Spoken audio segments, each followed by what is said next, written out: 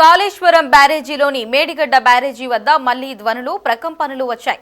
కుంగిన 7వ బ్లాక్ ని 16వ నెంబర్ గేటును పైకి ఎత్తడానికి నీటిపారుదల శాఖ ప్రయత్నించగా బ్యారేజీ కింద భూగర్భంలో నుంచి భారీగా బోలు శబ్దాలు ప్రకంపనలు రావడంతో వెంటనే ఆ పనులను నిలిపివేశారు.